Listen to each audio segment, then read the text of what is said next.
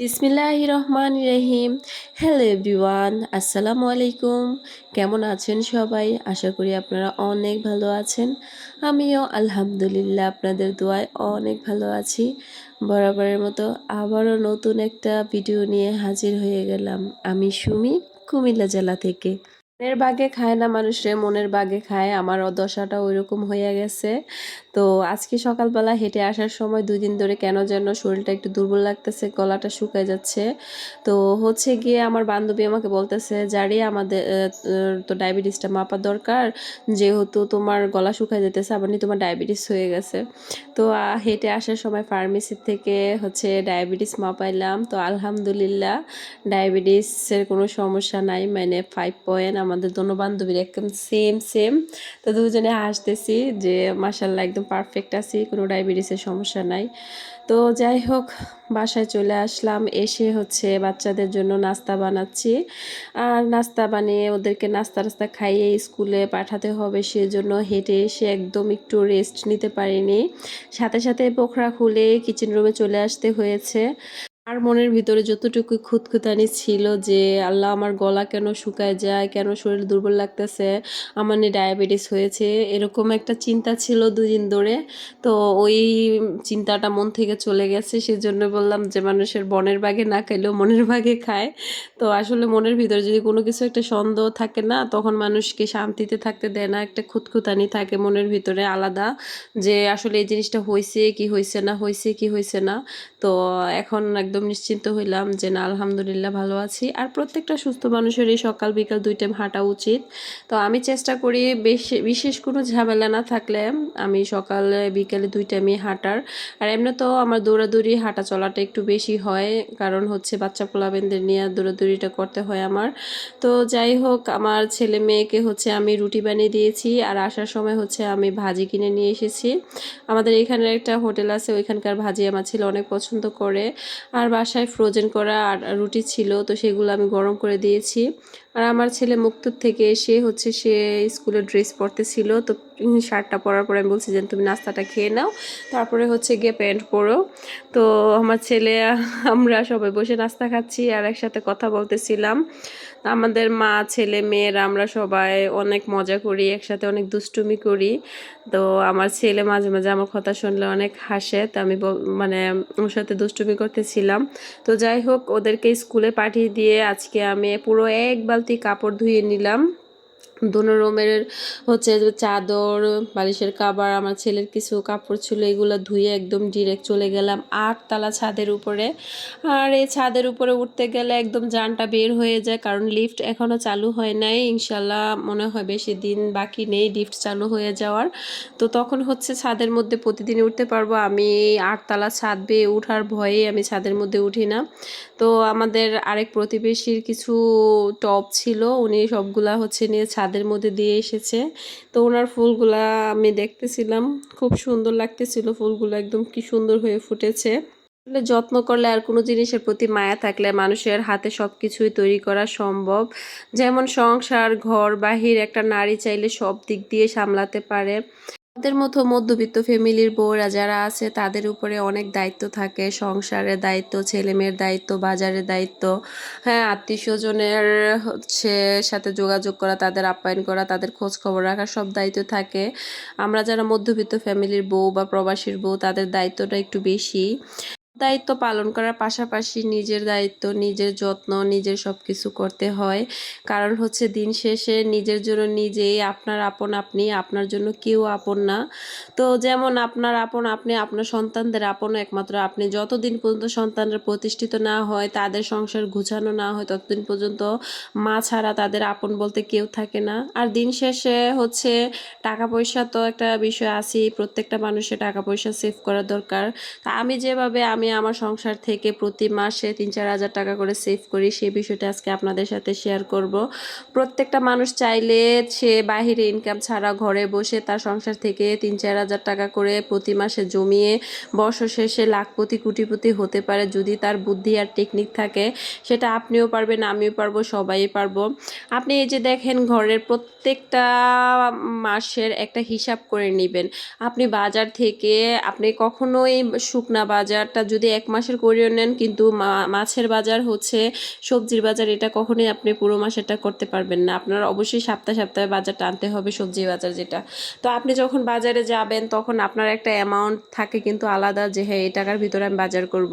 তা আপনি যদি বাজারে গিয়ে একটু দামাদামি করে দরদাম করে সব জিনিস কেনাকাটা করেন তাহলে এখানে হচ্ছে আপনার অনেকটা টাকা সেভ হয়ে যাবে। আর আরেকটা টেকনিক যদি আপনারা খাটান, যেমন হচ্ছে বাজারে গিয়ে আপনি আগে খেয়াল করবেন যে কোন সবজিটা মৌসুমে চলতেছে আর কোন সবজিটা হচ্ছে অমৌসুমি। অমৌসুমের জিনিসগুলা কিন্তু একটু দাম থাকে বেশি, আর মৌসুমি শাকসবজি, মৌসুমি ফলমূল এগুলোর দামটা একটু কম থাকে। আর যেই শাকসবজির দামটা একটু কম আপনি যদি ওইটা কিনে নিয়ে আসেন বাজার থেকে, তাহলে হচ্ছে আপনার পেট ভরে খাবারও চলবে, আপনার ঘরও চলবে, সাথে আপনার টাকাও সেভ হবে। কারণ মৌসুমি ফল ফ্রুটের দাম একটু কম থাকে, আর শাকসবজি আপনি মৌসুমেরটা যদি কিনেন তাহলে হচ্ছে আপনার এখান থেকে কিন্তু অনেকটা টাকা সেভ হয়ে যাবে। তো আসলে সংসারে টাকা সেভ করার হচ্ছে কিছু কিছু মাধ্যম থাকে, কিছু কিছু সিস্টেম থাকে, ওইখান থেকে আপনি চাইলেই মাস শেষে বছর শেষে লাখপতি কোটিপতি হতে পারবেন যদি আপনি আপনার বুদ্ধি এবং ইচ্ছা শক্তি থাকে। তো আমাদের 8 তলা ছাদের উপর থেকে আমি পুরো শহরটা আপনাদেরকে একটু দেখিয়ে দিলাম। পাশের ভিউটা কত সুন্দর লাগলো। তো ছাদ থেকে নেমে এসে দুপুরে রান্না বান্না করার জন্য কিচেন রুমে ডিরেক্ট চলে আসলাম। আর হচ্ছে আমার বাচ্চারা যেহেতু দুপুরে 1টার বাজে টিফিন খেতে চলে আসবে, তো আমার রান্না বান্নাটা সব কাজ টাজ আমার 1টা বাজার আগেই শেষ করতে হয়। তো ছাদে কাপড়গুলো দিয়ে আমি ডিরেক্ট বাসায় এসে আমি কিচেন রুমে এসে সব শাকসবজি কেটে নিয়েছি অফ ক্যামেরাতে। সেগুলো আপনাদের সাথে দেখাতে পারি না, কারণ এক হাতে কাজ করি, এক হাতে ভিডিও করি, অনেক পরিশ্রম করি আপনাদের সাথে শেয়ার করার জন্য। জানি না জীবনে এই ইউটিউব থেকে সফলতা পাবো কি পাবো না, কিন্তু স্বপ্ন দেখি, স্বপ্ন দেখতে তো কোনো বাধা নেই, স্বপ্ন মানুষ দেখতেই পারে। মানুষ অনেক বড় বড় স্বপ্ন দেখে। মানুষ যদি বড় স্বপ্ন দেখে তাহলে তার ছোটটা হলেও পূর্ণ হয়, যদি স্বপ্ন নাই দেখেন তাহলে আপনার স্বপ্ন কিভাবে পূরণ হবে। তো লাইফটা এরকমই, আপনার 10 টাকা 5 টাকা করে যখন আপনি সেভ করবেন, আপনার 10-5 টাকা সেভ করতে করতে একটা সময় দেখবেন আপনার বড় একটা অ্যামাউন্ট হয়ে যাবে। আপনার একটা অ্যামাউন্ট তৈরি হলে আপনি এটা দিয়ে আপনার শখের জিনিসপত্র কিনতে পারবেন, চাইলে 1 আনা 2 আনা স্বর্ণ কিনতে পারবেন, যেগুলো আপনার ফিউচারে ভবিষ্যতে আপনার সম্বল হিসাবে থাকবে, যেটা আপনার প্রয়োজন মিটাবে। মানুষের টাকা পয়সার প্রয়োজনের শেষ নাই, মানুষ যতদিন বেঁচে থাকবে ততদিন তার টাকার প্রয়োজন লেগেই থাকবে। সেই জন্য প্রত্যেকটা সময়, প্রত্যেকটা সেকেন্ডে, প্রত্যেকটা দিন আপনার চিন্তা ভাবনা করে চলা উচিত যে আজকে আমি ভালো আছি, কালকে আমি ভালো নাও থাকতে পারি, কালকে আমার বিপদ হতে পারে। তো আমি যে অবস্থাতে আছি, আমি যত টাকা ইনকাম করতেছি আমি ওইখান থেকে কিছু হইলেও আমার সম্বল হিসাবে রাখি। এটা আমি একদম আমার নাই করে রাখতে হবে যে হ্যাঁ এটা আমার নাই, এরকম করে বিপদ আপদের জন্য রেখে দিতে হয়। এটা হচ্ছে বাস্তব কাহিনী, বাস্তব জীবন। মানুষের বাস্তবতাটাকে মেনে নিতে হবে। বাস্তবতা অনেক কঠিন, অনেক তিতা, তারপরও বাস্তবতা মানতে হয়, কারণ টাকা ছাড়া আপনার আপন বলতে কেউ নাই। টাকা আছে, আপনার আপন লোকজন আছে, আত্মীয় স্বজন আছে। টাকা নাই, ওই আত্মীয় স্বজনগুলো আপনার দেখলে দূর দিয়ে চলে যাবে, আপনার সাথে যোগাযোগও করবে না, কথাও বলবে না। রাস্তায় আপনাকে দেখলে আপনার আড়াল দিয়ে চলে যাবে, যে দেখলে কথা হলে হয়তো বা উনি আমার কাছে টাকা চায় যদি আপনি বিপদে থাকেন। তো সেই জন্য হ্যাঁ, আত্মীয় স্বজনের সাথে সম্পর্ক বিচ্ছিন্নকারীকে আল্লাহ তাআলা কখনোই পছন্দ করে না। অবশ্যই আপনি আত্মীয় স্বজনকে সাথে সম্পর্ক রাখবেন, কিন্তু লিমিটেশন রেখে। আপনি নিজে ডুবে তো অন্যকে বড় করতে পারবেন না, তাই না? আপনি নিজে ভালো থেকে অন্যকে ভালো রাখেন, অবশ্যই রাখার দরকার আছে, কারণ আত্মীয়তা ভঙ্গকারীকে আল্লাহ তাআলা পছন্দ করে না। যেহেতু আমরা মুসলিম, অবশ্যই আমাদের সবার সাথে যোগাযোগ রাখতে হবে, সবার ভালো মন্দ খোঁজ খবর রাখতে হবে, আত্মীয়তা বজায় চলতে হবে। আমি আমার সংসারটাকে অনেক হিসাব করে চালাই। অনেকে আমাকে কিপটা বলে, অনেকে আমাকে বুদ্ধিমতী বলে, অনেকে অনেক কথা বলে। আসলে আমাকে কেউ বুদ্ধিমতী বললেও আমার কোনো যায় আসবে না, আমাকে কিপটা বললেও কোনো যায় আসবে না। আমি আমার জায়গা থেকে আমি সঠিক, আমি আমার বিবেকের কাছে আমি সঠিক। হ্যাঁ, কারণ হচ্ছে আমি যদি এখন বিপদে পড়ি, ইনস্ট্যান্ট কেউ আমাকে এনে টাকা দিয়ে যাবে না। আমার কাছে যদি 2 আনা 4 আনা স্বর্ণ থাকে, আমার এটা বিপদে কাজে লাগবে। আমার ব্যাংকে যদি 5,000 10,000 টাকা থাকে, আমার আলমারির এক কর্নারে যদি 2-4-5 হাজার টাকা আমি জমিয়ে রেখে দিই, এটা আমার বিপদে কাজে লাগবে। তো সেই জন্য প্রত্যেকটা গৃহিণীর উচিত তার সংসার থেকে বুদ্ধি করে কিছু টাকা হলেও সেভ করার। কারণ আপনার হাজব্যান্ড আপনাকে কত টাকা দেয়, আপনার ইনকাম কত টাকা, ওই অনুযায়ী তো আপনি রাখতে পারবেন। কেউ মাসে 10,000 টাকা রাখতে পারে, কেউ মাসে 5,000 টাকা রাখতে পারে, কেউ 2,000 পারে, কেউ 1,000 পারে, কেউ 500 পারে, কেউ 200 পারে। আপনি 200 করে রাখেন না। আপনার ইনকাম যদি হয় 10,000 টাকা, ওইখান থেকে তো চাইলেই আপনি 5,000 2,000 টাকা রাখতে পারবেন না, কারণ আপনার নিত্যদিনের খরচগুলো তো আপনার বহন করে তারপরও এখান থেকে সেভ করতে হবে। হ্যাঁ, কিন্তু সেভ করার চিন্তাটা মাথায় থাকতে হবে। আপনি চাইলে 500 টাকা করে রাখেন, 500 টাকা একসাথে রাখার কোনো প্রয়োজন নেই। আজকে আপনি বাজারে গেছেন, এখান থেকে 50 টাকা রাখেন, কালকে আপনি একটা কোথাও গেছেন, ওইখান থেকে 20 টাকা রাখেন, আপনার একটা সদাই কিনেছেন 10 টাকা এক্সট্রা রয়েছে, ওইটা আপনি রেখে দেন। আপনি একটা চাউলের বস্তা আনছেন, এখানে একটু দামাদামি করে কিনেন। একটা কসমেটিক্স কিনতে গেছেন, একটু 2 দোকান ঘুরে দেখে কেনাকাটা করেন। একজোড়া জুতা কিনতে গেছেন, আপনি দেখে ঘুরে দামাদামি করে কেনাকাটা করেন। এখান থেকে আপনার 50 টাকা 100 টাকা হলেও সেভ হবে। এই যে দেখেন, আপনারা যারা হচ্ছে নিজের হাতে সংসারটা চালান বা যাদের হচ্ছে সংসারের দায়িত্ব, তারা কিন্তু মাসটা শেষের দিকে হচ্ছে অনেকটাই মানে একটা টেনশনের ভিতরে থাকেন। যাদের মানে লিমিটেশন টাকা, যাদের হিউজ পরিমাণ টাকা, তাদের হিসাব হচ্ছে অন্য। যারা আমাদের মতো মধ্যবিত্ত ফ্যামিলির মানুষ আছেন, যাদের একটা নির্ধারিত অ্যামাউন্ট আসে, তাদের কিন্তু একটা নির্ধারিত অ্যামাউন্টের ভিতরে চলাফেরা করতে হয়। জন্য আপনার যেই বাজে খরচ না, মানে বাড়তি খরচ যেটাকে বলে, মনে করেন যে আপনি এখন বের হইছেন, হ্যাঁ, আপনি এখানে 50 টাকার ফুচকাটা খেলেও চলবে, না খেলেও চলবে, তাহলে আপনি এটা না খান। এটা তো এরকম না যে আপনার প্রয়োজনীয়, আপনার স্বাস্থ্যের জন্য উপকারী, এরকম তো আর না। এটা হচ্ছে চোখের লালসা আর মুখের মজা। তো আপনি যদি এই 50 টাকার ফুচকাটা না খান, তাহলে হচ্ছে কি টাকাও বেঁচে গেল, এদিক দিয়ে হচ্ছে আপনি সুস্থ থাকতেছেন। কারণ ফুচকা এমন কোনো স্বাস্থ্যকর জিনিস না যেটা আপনি খেলে আপনার উপকার হবে, এটা অপকারই হবে। তো এভাবেই হচ্ছে আপনাদের সংসারের সব কিছু থেকে আপনারা 10-5 টাকা করে সেভ করতে পারবেন।